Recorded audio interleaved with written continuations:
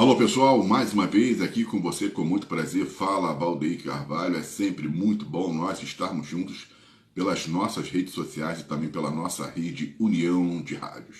Bom, vamos falar aqui rapidinho sobre o fim do Campeonato Brasileiro e também sobre a goleada sofrida pelo Vasco da Gama, 5-0, Atlético Mineiro, no time reserva do Vasco da Gama. Agora, se é reserva ou não, pouco importa. O importante foi o resultado negativo de 5-0 que o Vasco acabou tomando, porque é lógico que vai sair, né, na imprensa, o que vai sair nos noticiários é o Vasco ter perdido por 5-0.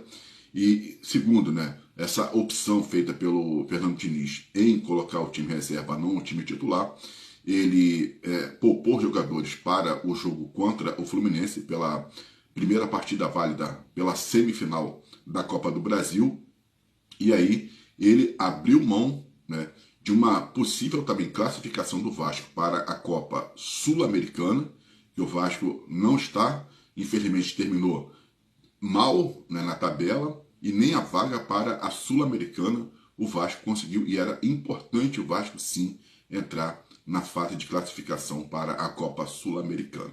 E aí, como abriu mão, né, dessa vaga, então é importante que agora o Fernando Diniz precise encarar essa e botar o time com espírito de vencedor para enfrentar um Fluminense muito embalado, para que o Vasco possa ir à final e também acabar se classificando para a Copa Libertadores da América.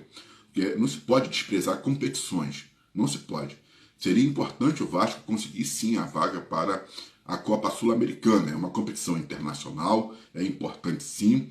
Então, quer dizer, o Vasco precisava estar ali, já que os outros clubes estão também na competição internacional brigando, né, pela Libertadores. Então, o Fluminense ele acabou se classificando diretamente, né, para a fase de grupos, assim como o Flamengo, e o Botafogo vai ali buscar na fase da pré-Libertadores da América, ou torcendo para que o Fluminense seja campeão da Copa do Brasil e ele possa também, com isso, vai abrir uma vaga, caso o Fluminense seja campeão, e aí o Botafogo entra direto na fase de grupos da Copa Libertadores da América, e o Vasco precisava, com certeza, vencer, pelo menos empatar ou tentar vencer esse jogo. Agora, foi uma decisão do Fernando Diniz, o gramado do Atlético Mineiro sintético, então os jogadores reclamam, né, desses tipos de gramado.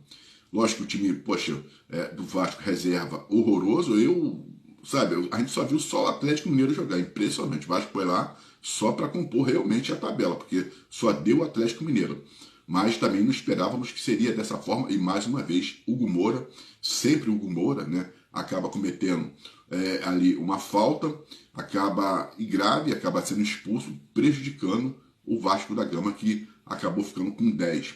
Então, tudo isso daí, o Fernando Diniz ele vai precisar rever para o ano de 2026, porque, vamos ser sinceros, né, por mais, tudo bem, eu concordo com o trabalho do Pedrinho, precisa melhorar em muitas coisas. O Fernando Diniz tem uma visão muito diferente daquilo que a gente compreende como também futebol, porque ele só entende um futebol bonito, vistoso, com ataque, agressivo, mas não consegue montar um bom sistema defensivo.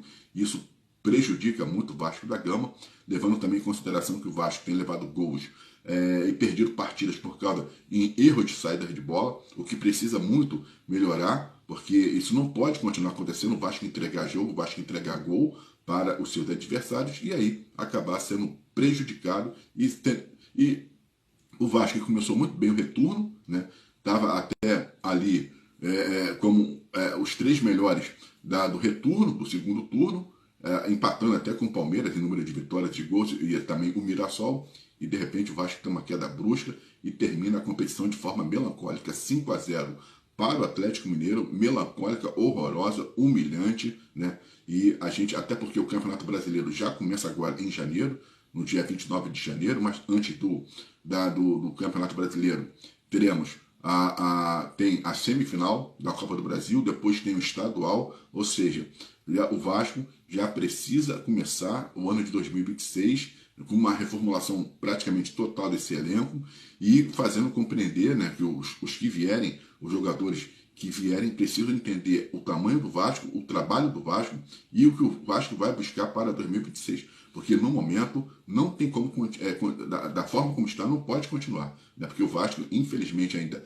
vai ser motivo de chacota, 5-0, ninguém vai querer saber se é time reserva ou não, 5-0. Então, quer dizer, e um resultado negativo. O Vasco acaba de forma horrorosa, horrorosa. Eu esperava muito mais do Vasco da Gama, quando teve aquela sequência, né, de vitória, de empate do Vasco. Falei, poxa, quando o Vasco chegou aos 42 pontos, aí eu até imaginei, agora chega a 48, 51, e aqueles 3 jogos que o Vasco fez no Rio de Janeiro, São Paulo, Botafogo e também o Juventude, onde o Vasco pudesse somar 7 pontos, e aí pelo menos ficar numa situação muito mais tranquila, né, com relação ali à zona da Libertadores.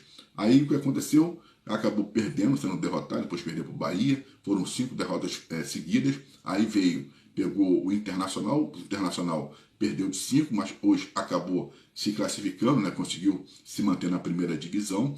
Então o Internacional, além de salvar o Vasco, acabou se salvando também, porque foi graças ao jogo contra o Internacional, os 5 que o Vasco fez no Internacional, os 5-1, que o Vasco conseguiu permanecer com uma pontuação horrorosa, 45 pontos, uma pontuação muito baixa. O Vasco não consegue ultrapassar nem há muito tempo os 50 pontos nesse campeonato de pontos corrido. Então, isso tudo precisa ser revisto. O Pedrinho precisa realmente agora arrumar essa casa, cobrar dos jogadores, grandes contratações, vem aí Nike, e a postura precisa ser diferente. E o Fernando Diniz precisa também compreender que ele precisa arrumar o sistema defensivo do Vasco, porque o Vasco não consegue nem empatar. Nem empatar, é um time muito irregular, o Vasco não consegue nem empatar. Quer dizer, se for depender de pontuações, o Vasco, meu Deus do céu, nem um ponto, nem isso o Vasco, né, ele consegue. Então, e hoje a gente teve um Campeonato Brasileiro, a gente viu partidas muito duras, e aonde os times, né, fizeram 5-0, o Botafogo se impôs sobre o Fortaleza também veio, jogou, fez uma disputa digna, mas a gente sabia que o Botafogo iria vencer porque ele está brigando por vaga direta na fase de grupo da Libertadores, ou estava brigando. E o Vitória venceu o São Paulo, jogando no Barradão, por fator casa. Aí o Ceará, de forma bem surpreendente, acabou perdendo lá para o Palmeiras que, poxa, agora na última rodada resolveu vencer, porque quem, né, deveria ser rebaixado era o Internacional. Mas aí os jogos que o Palmeiras tinha que vencer, ele não venceu. Aí o que era para ele perder, ele venceu. Pô, aí acabou também estragando a festa o Palmeiras, né? O Inter acabou vencendo lá o Bragantino Red Bull, era esperado, né? 3-1, e o Bragantino também nem subia, nem descia, não acontecia nada. Então, sempre pegar o Bragantino, ele não dependendo de resultados, sempre na última rodada do Campeonato Brasileiro, é sempre muito bom, porque ele não incomoda ninguém. Então, como isso já era esperado, e aí o Internacional venceu por 3-1, permanece na Série A. Então, rebaixados: Fortaleza, Ceará, Juventude e Sport. São os 4 rebaixados, e o Vasco da Gama, infelizmente, não conseguiu a vaga para a Copa Sul-Americana. Precisa jogar muito contra o Fluminense para vencer e passar a final, e chegar na final também tem que botar o coração na chuteira, porque essa Copa do Brasil, além, né, da questão financeira, também vai trazer a recuperar um pouco da imagem do Vasco da Gama, que no momento está muito, mas está muito mesmo desgastada. Eu sou Valdeir Carvalho, um forte abraço e até uma próxima.